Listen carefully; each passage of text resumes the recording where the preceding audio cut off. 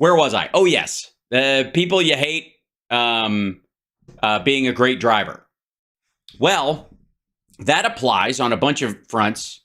One of the other inspirations for like, oh shit, okay, we got to make something here. And again, I pointed out that this person in particular was an inspiration for Russell Brand, because you'll look at all the mechanics of what Russell Brand is doing. He is stealing it from this dude. This is Steven Crowder, and Crowder is the guy that Candace Owens and the Daily Wire are going after because they offered him $50 million and he told them to go fuck themselves because he's already making his own money and blah, blah, blah. And he thinks it was, he might have had eyes. My feeling was in watching some of his shit and this back and forth, and you don't need to watch any of it, is a fucking waste of time. It's like Kardashian People magazine at the checkout line, interpersonal YouTuber bullshit, which is hilarious. But it's a waste of your fucking life. Like the fact that it even comes up in my feed because I watch these assholes is painful enough to go boop, boop, past it. Anyways, so they offered him 50 mil and he turned it down because he's making more than that. Or planned it, thought he was going to over the next couple of years. And I guess the Daily Wire and everybody just came out and like all of his friends. And this is, I think, key, kids, if we're, because other people's interpersonal relationships and bullshit, and, there's three sides to every coin. And none of us can truly judge another. But I think what we can do in some cases is come away from situations like this and see them, come across our transom, as you will, and go, hey, if I was in that situation, would I be that shitty? And they go, no, indeed not. I would do other things that were less shitty. Wouldn't you? Right. So anyways, turns out, and this kind of ties into one of the clips we have today, because I guess Animal House pledge Steven Crowder, seen here in a very masculine array of colors and collar sizes, who literally most of the time dresses like he's auditioning to play a high schooler at 29. Don't ask me how I know that. So, apparently, now that he's on the outs with The Wire and all these other, they're scooping up his former employees. And after the video of him shit talking his wife came out, the rats are leaving the sinking ship and off you go. And apparently, he would just show his dick to people in the office. Let's see. The Post spoke to 10 former employees who claim Crowder ran an abusive company. Well, sorry, asshole. You went to work for him. You're fucking surprised? You went to work for him because he's an abusive asshole. That's his shtick. Honest to God, I have been in situations where there has been nudity in a script and seen people show up for the audition, take the job, get there, and then on the day go, I don't know if I feel comfortable with nudity. You're like, okay, I understand you not being comfortable with how the director would like to shoot it, but it's going to be in there. It's in the script. It's kind of important to what's going on here. You don't get to, wear a suit of armor. This is something that's going on. You knew it was in there when you auditioned, when you got your callback, your third callback, and then you're here, right? And now's a bad time to twerp out after they've already shot for 3 weeks with you. It's a dick move. Don't go there. You don't have to do those kind of projects. You can actually tell your agent, I don't do nudity, and they won't send you on stuff. And everything that does nudity has a little asterisk on the castings. This is some full frontal, partial nudity. All that stuff is required. It's in the, okay. So maybe back in the 70s when Coco from Fame found herself in an apartment taking her top off in a situation that I, as a young actor, went, what the fuck is wrong with you? Leave. Maybe back then it was different. Now there's all kinds of rules. There's all kinds of limits. So you went in there and you took a job under false pretenses. The same thing would apply if you go to work for an asshole and then go, treat him like an asshole. He was such an asshole. Like, yes, You sought him out to work for him because you're like, oh my God, finally, we're both assholes. This is great.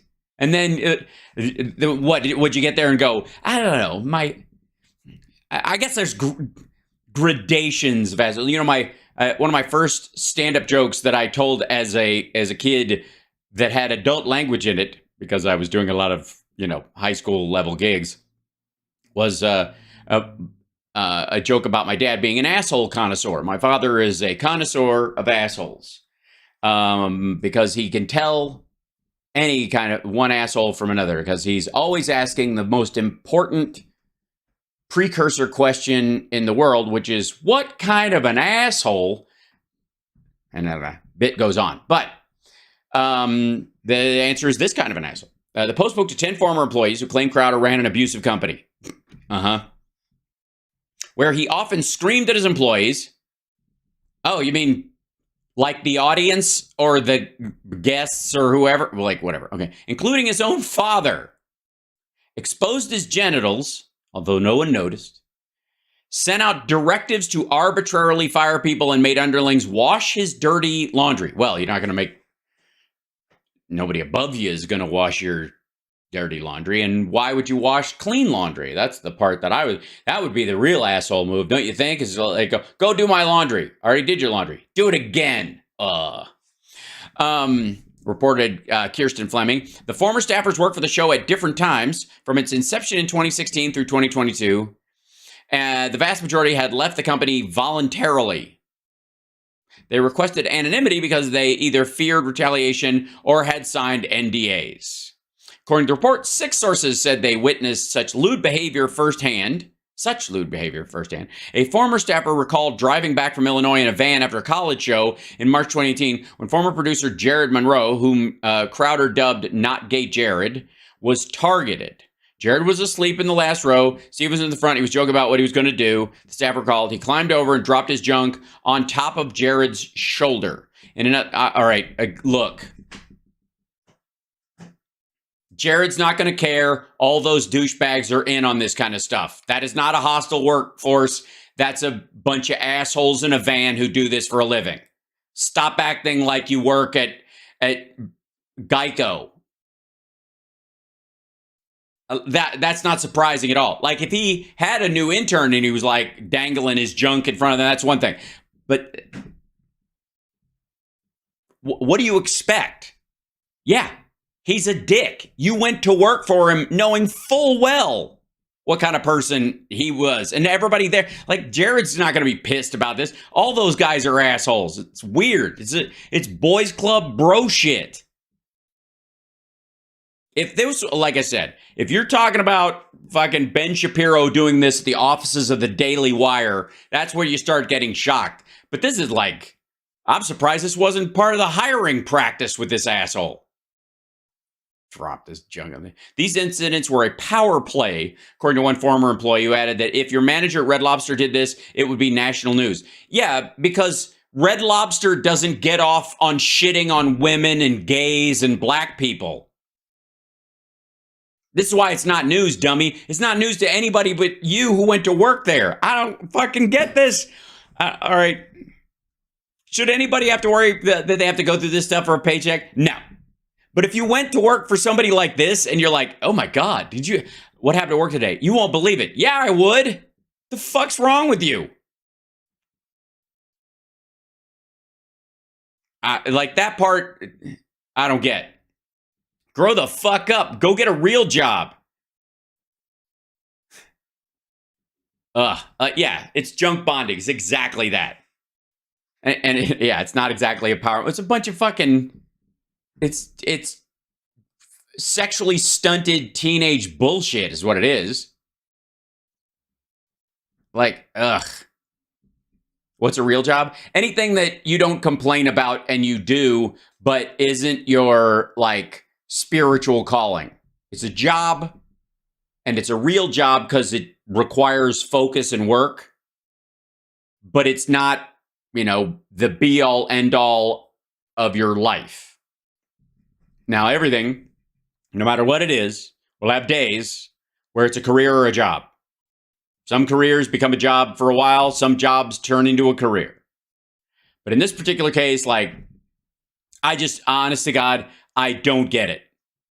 What the fuck do you expect? If it was supposed to be fun, they wouldn't call it work. Well, I don't know. I have to say, my work is work, but it's also fun. I'm very, and it's part and parcel to what I do here. Now, it requires some not so fun stuff, and that's probably the work. The show might not be the work of this job. The work might be all the other stuff, the fucking, oh God, the fucking hour-long podcasts I have to listen to about Hegelian Marxism and capitalist duality and fucking bullshit like that, where I'm like, that's work. That is definitely work. To know who I'm discussing and what their main theme is, if they address it in a video. Some of the deep dives I have to do on these idiots, ugh.